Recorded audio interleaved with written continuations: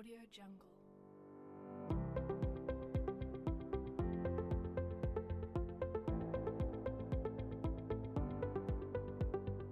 Audio Jungle.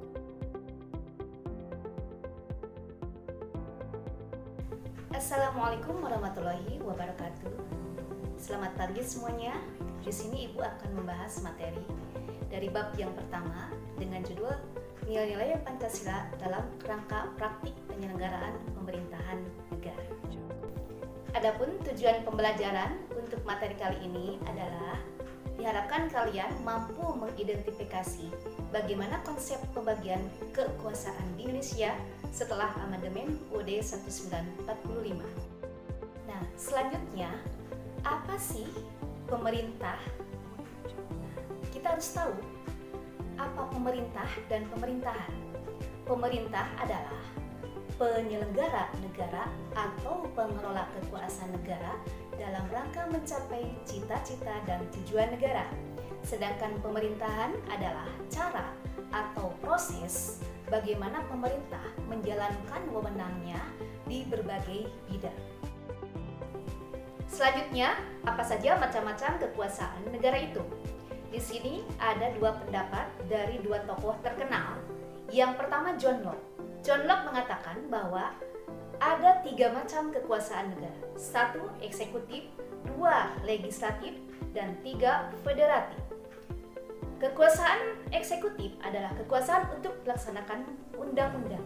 Sedangkan legislatif adalah kekuasaan untuk membuat undang-undang. Sedangkan kekuasaan federatif yaitu kekuasaan untuk melaksanakan hubungan dengan luar negeri. Kemudian Montesquieu membagi tiga macam kekuasaan, satu eksekutif, dua legislatif, dan yang ketiga yudikatif. Untuk pengertian eksekutif dan legislatif sama sebagaimana yang dikemukakan oleh John Locke. Sedangkan yudikatif adalah kekuasaan untuk mengadili pelanggaran terhadap undang-undang. Selanjutnya, apa konsep kekuasaan negara di Indonesia? Ternyata konsep kekuasaan negara di Indonesia lebih cenderung kepada pendapat dari Montesquieu, di mana kita membagi tiga macam kekuasaan, ada eksekutif, ada legislatif, dan ada yudikatif. Akan tetapi, kita tidak menganut teori dari Montesquieu secara murni, karena di kita menganut konsep tentang pembagian kekuasaan, di mana antara lembaga negara ini, eksekutif, legislatif, dan yudikatif, ada hubungan kerjasama. Selanjutnya, bagaimana mekanisme konsep pembagian kekuasaan di Indonesia? Konsep pembagian kekuasaan di Indonesia ini dibagi ke dalam dua macam. Satu, pembagian kekuasaan secara horizontal, yaitu pembagian kekuasaan menurut fungsi dari lembaga-lembaga negara yang ada di negara kita. Kemudian yang kedua, pembagian kekuasaan secara vertikal adalah pembagian kekuasaan menurut tingkatannya, di mana di kita ada yang disebut dengan pemerintahan pusat dan ada pemerintahan daerah.